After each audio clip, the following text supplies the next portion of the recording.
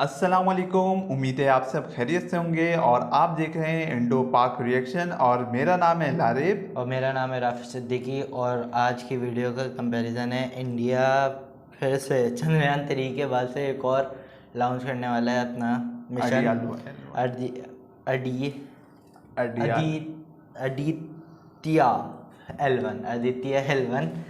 Aditya L1 launch करने वाला है। मतलब चंद्रयान को कितने 1-2 हफ्ते हुए होंगे, चलो 3 हफ्ते लगा लो, 4 हफ्ते लगा लो, महीना लगा लो। फिर उसके बाद एक और मिशन अपना लॉन्च करने वाला है जो चांद पे नहीं जाएगा, सूरज पे।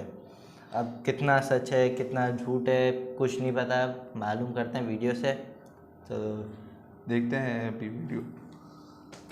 नमस्कार दोस्तों, चंद्रयान 3 के ऐतिहासिक सक्सेस को 2 हफ्ते भी पूरे नहीं हुए हैं, लेकिन इसरो एक बार फिर से इतिहास रचने जा रहा है। Aditya L1 mission. आज इसरो की नजर चांद पर नहीं बल्कि सूरज की तरफ है। आइए समझते हैं इस मिशन को गहराई से आज के इस वीडियो में।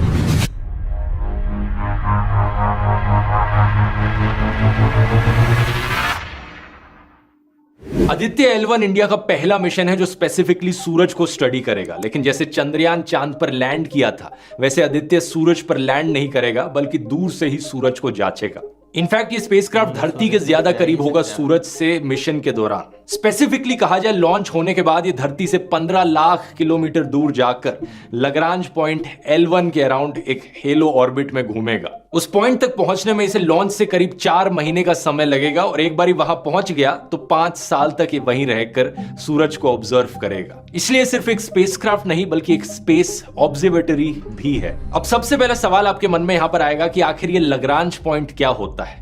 लाग्रांज पॉइंट्स दोस्तों वो अनोखे पॉइंट्स हैं स्पेस में जहां पर 2 सेलेस्टियल बॉडीज का ग्रेविटेशनल फोर्स बैलेंस आउट करता है। सूरज और धरती को अगर हम यहां कंसीडर करें तो 5 लाग्रांज पॉइंट्स बनते हैं। स्क्रीन पर आप देख सकते हैं कि ये 5 लाग्रांज पॉइंट्स कहां पर लाए करते हैं। ये वो पॉइंट्स हैं जहां पर अगर हम कोई स्पेसक्राफ्ट भेजेंगे तो स्पेसक्राफ्ट का ऑर्बिटल मोशन, सेंट्रीफ्यूगल फोर्स धरती और सूरज के ग्रेविटेशनल फोर्सेस से कैंसिल आउट कर जाएगा। इसका फायदा क्या हुआ, हमें स्टेबिलिटी मिलती है। जो भी स्पेसक्राफ्ट हम लाग्रांज पॉइंट पर भेजेंगे, हमें ऑलमोस्ट कोई एफर्ट नहीं करना पड़ेगा उस स्पेसक्राफ्ट को उस पॉइंट पर बनाए रखने के लिए। स्पेसक्राफ्ट का फ्यूल बचेगा और वो स्पेसक्राफ्ट धरती की सन के अराउंड रेवोल्यूशन के साथ साथ गोल गोल घूमता रहेगा। इससे ज्यादा लंबे मिशंस भी किए जा सकते हैं। दूसरा फायदा है कंटिन्यूस ऑब्जर्वेशन। लाग्रांज 1 यानी L1 पॉइंट का अगर हम एग्जांपल ले, यहां पर जो भी चीज हम वहां L1 पॉइंट पर भेजेंगे वो कंटिन्यूसली ऐसी पोजीशन में रहेगी जहां से धरती और सूरज दोनों को देखा जा सके और कभी भी एक दूसरे की शैडो में सूरज या धरती छुपेंगे नहीं। खुद ही सोचकर देखो, जब हम किसी स्पेसक्राफ्ट को लूनर ऑर्बिट में भेजते हैं, जैसे चंद्रयान को भेजा था, या फिर अर्थ के ऑर्बिट में भेजते हैं, चांद के अराउंड गोल गोल घूमने से धरती बीच बीच में छुप जाती है। ऐसे ही धरती के अराउंड गोल गोल घूमने से भी सूरज छुप जाएगा। इसलिए लाग्रांज पॉइंट्स इतने जरूरी हैं और आदित्य L1 को L1 पोजीशन पर प्लेस किया जाएगा। यहीं से ही इसका नाम आया है आदित्य L1। इससे पहले भी जो बाकी और स्पेस एजेंसीज ने सोलर ऑब्जर्वेटरीज भेजी हैं उन्हें L1 पर प्लेस किया गया है, जैसे कि सोलर एंड हीलियोस्फेरिक ऑब्जर्वेटरी, शॉर्ट में सोहो। ये एक जॉइंट मिशन था नासा और यूरोपियन स्पेस एजेंसी का। L1 और L2 सबसे इंपॉर्टेंट लाग्रांज पॉइंट्स हैं क्योंकि वो धरती के सबसे करीब हैं। जो famous James Webb space telescope है उसे L2 पॉइंट पर प्लेस किया गया है। गेस कर सकते हो क्या कारण है? इसकी बात मैंने जेम्स वेब स्पेस टेलीस्कोप वाले वीडियो में भी करी थी।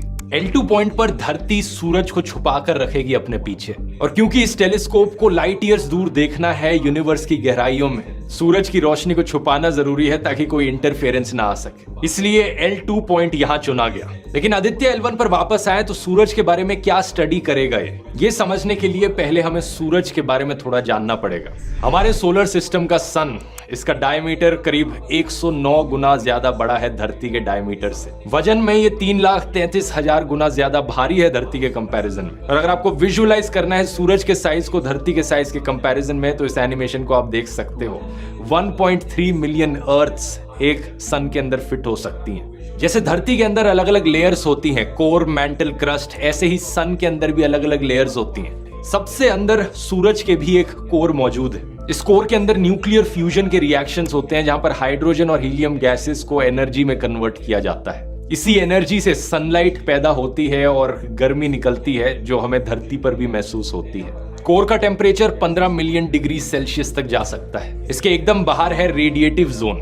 70% सन का रेडियस रेडिएटिव जोन से बनता है। फिर आती है कन्वेक्टिव जोन, अप्रोक्सीमेटली 30% सन का रेडियस। यहाँ एनर्जी ट्रांसफर कन्वेक्शन के थ्रू होता है, इसलिए इसको ये नाम दिया गया है। इसके बाद आता है सन का सरफेस, जिसे हमने नाम दिया है फोटोस्फीयर। इवन दो हम इसे सरफेस कहते हैं, लेकिन असलियत में सन का कोई वैसा सरफेस नहीं होता है जैसे धरती का सरफेस होता है, क्योंकि वहां सिर्फ गर्म गैसेस और प्लाज्मा मौजूद है। तो इसे सूरज की एटमॉस्फेयर की लोएस्ट लेयर भी कहा जाता है।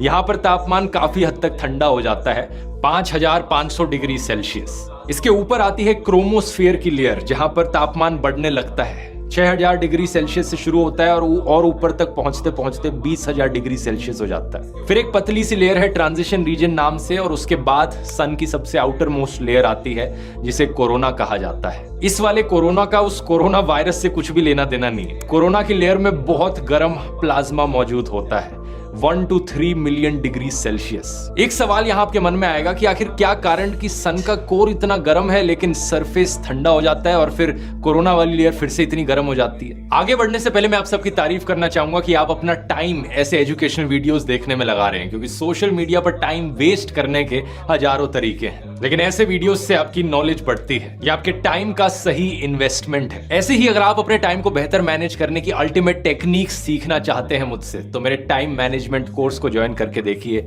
ध्रुव राठी एकेडमी पर। ये एक बड़ा ही प्रैक्टिकल कोर्स है, जिसमें मैं step by step secret technique सिखाता हूं, जिन्हें मैं अपनी जिंदगी में खुद इस्तेमाल करता हूं। इसे कंप्लीट करने के बाद आप अपनी पढ़ाई में और काम में एक जबरदस्त ट्रांसफॉर्मेशन देखेंगे। जिन हजारों लोगों ने एक कोर्स लिया है उनका भी यही कहना है। ज्वाइन करते वक्त कूपन कोड SUN42 इस्तेमाल कीजिए 42% ऑफ पाने के लिए इस कोर्स पर, आप में से पहले 400 लोगों के लिए। लिंक नीचे डिस्क्रिप्शन में है और इस QR कोड को स्कैन करके भी आपको लिंक मिल जाएगा। जल्दी से जाकर ट्राई कर सकते हैं। और अब वीडियो के टॉपिक पर वापस आते हैं। आखिर क्या कारण कि सन का कोर इतना गर्म है लेकिन सरफेस ठंडा हो जाता है और फिर कोरोना वाली लेयर फिर से इतनी गर्म हो जाती है? ये सवाल अभी भी एक मिस्ट्री है साइंटिस्ट के लिए। हो सकता है आदित्य L1 का स्पेस मिशन यहाँ कुछ राज खोलेगा। साइंटिस्ट ने अपनी अलग अलग थ्योरीज बनाई है इसके पीछे रीजनिंग को लेकर, लेकिन फॉर श्योर कोई भी अभी नहीं जानता कि एग्जैक्ट रीजन क्या है। जब हम सूरज को धरती से देखते हैं तो यूजुअली हमें फोटोस्फीयर की लेयर दिखती है, लेकिन जब सोलर एक्लिप्स होता है तो एक रेडिश ग्लो हमें दिखता है सोलर एक्लिप्स के अराउंड, तो वो क्रोमोस्फेयर की लेयर होती है। और टोटल सोलर एक्लिप्स में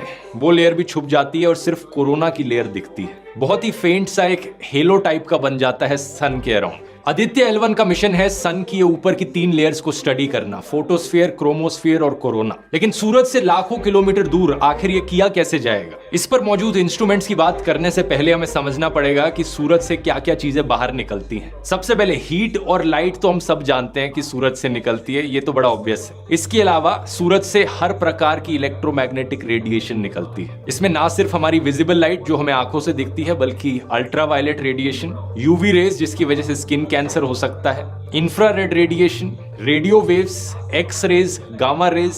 ये एक्स रेज और गामा रेज भी बहुत हार्मफुल रेडिएशन होती है, लेकिन हमारी धरती की एटमॉस्फेयर इनसे प्रोटेक्ट कर लेती है हमें। लेकिन इन सब के अलावा सूरज से निकलती है solar wind. Solar wind basically एक बहुत बड़ा बहाव है चार्ज्ड इलेक्ट्रॉन्स और प्रोटॉन्स का। ये सोलर विंड जब धरती की मैग्नेटिक फील्ड से इंटरैक्ट करती है तो हमें नॉर्दर्न लाइट्स देखने को मिलती है। यही सुंदर सी रोशनी आसमान में जो स्वीडन, फिनलैंड, आइसलैंड जैसे देशों में देखने को मिलती है। इस पर मैंने एक व्लॉग भी बनाया था, अगर नहीं देखा है लिंक डिस्क्रिप्शन में। इसके अलावा सूरज से निकलते हैं कोरोनल मास इजेक्शंस, CMEs। ये सोलर विंड और मैग्नेटिक फील्ड्स के बहुत बड़े बर्स्ट्स होते हैं। फिर निकलते हैं सूरज से कभी कभार सोलर फ्लेयर्स, जो लाइट और एनर्जी के बड़े इंटेंस फ्लैशेस होते हैं। कई साइंस फिक्शन फिल्मों में अक्सर सोलर फ्लेयर्स का मेंशन किया जाता है, जैसे कि 2012 या नोइंग जैसी फिल्में, जिनमें एक भयंकर सोलर फ्लेयर निकलता है जिसकी वजह से पूरी दुनिया खत्म हो जाती है। अब इन्हीं सब चीजों को मेजर करने के लिए आदित्य L1 पर 7 इंस्ट्रूमेंट्स लगे हैं, जिन्हें 7 पेलोड्स कह सकते हो। पहला, visible emission line coronagraph, short में वेल्क। ये कोरोना लेयर को स्टडी करेगा और कोरोनल मास इजेक्शंस को ऑब्जर्व करेगा।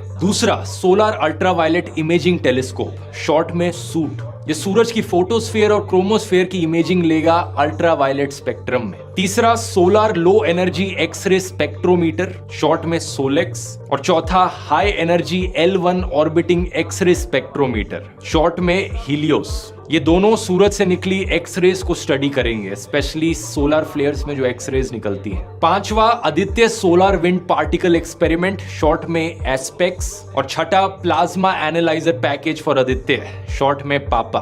ये दोनों सोलर विंड को स्टडी करेंगे। आखिरी पेलोड है मैग्नेटोमीटर MAG, जिसका काम है मैग्नेटिक फील्ड्स को मेजर करना, वो मैग्नेटिक फील्ड्स जो इस L1 पॉइंट पर आ रही हैं। तो इन 7 में से 4 पेलोड्स डायरेक्टली सूरज को स्टडी करेंगे और बाकी 3 पेलोड्स उस L1 पॉइंट के आसपास मेजरमेंट्स लेंगे। ये चीज अब आप समझ ही गए होंगे कि धरती से बाहर निकलना जरूरी है इन मेजरमेंट्स को लेने के लिए, क्योंकि धरती की एटमॉस्फेयर बहुत सारी रेडिएशन, एक्सरेज और अलग अलग चीजों को धरती के अंदर आने से रोकती है, जो कि इंसानों के लिए अच्छा है लेकिन एक्चुअली में स्टडी करने के लिए अच्छा नहीं। बाकी और सन की मिशंस की बात करी जाए तो साल 2018 में नासा ने पार्कर सोलर प्रोब लॉन्च किया था in collaboration with European space agency. इसका मकसद था सन की जो कोरोना की लेयर है उसके साथ डायरेक्ट कांटेक्ट बनाना। इसके अलावा एक सोलर ऑर्बिटर भी था जो नासा और ESA के द्वारा लॉन्च किया गया था 2020 में। सबका मकसद एक कि हम सूरज को बेहतर समझ पाएं और स्पेशली सूरज से बाहर निकलने वाली जो हानिकारक रेज हैं इन्हें हम बेहतर समझ पाएं। यहाँ अगर आप जानना चाहते हो कि सूरज से निकली अल्ट्रावायलेट रेज इतनी खतरनाक क्यों होती हैं इंसानों के लिए, तो इसे मैंने एक्सप्लेन किया है ओजोन होल वाले वीडियो में, यहाँ क्लिक करके आप देख सकते हो। बहुत बहुत धन्यवाद।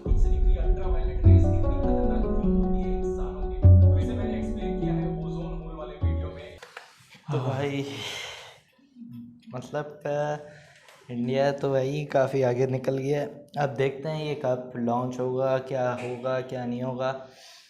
तो सूरज के लिए मालूम करने के लिए मतलब भाई उसने बहुत नॉलेज थी, बहुत ज़्यादा ही नॉलेज दी है हमें। सूरज क्या है कि अंदर कितना होता है, फिर उसके ऊपर कितना होता है, फिर उसके ऊपर कितना होता है, बाहर कितना होता है टेम्परेचर, सब नॉलेज दी है उसने भाई। L1 L2 क्या होता है, L3 क्या होता है, L4 क्या होता है। अगर आपको भी ऐसी नॉलेजेबल वीडियो चाहिए होती हैं तो डिस्क्रिप्शन में लिंक है इनके वीडियो का, और इनके चैनल को भी सब्सक्राइब करें और हमारे चैनल को भी सब्सक्राइब करें।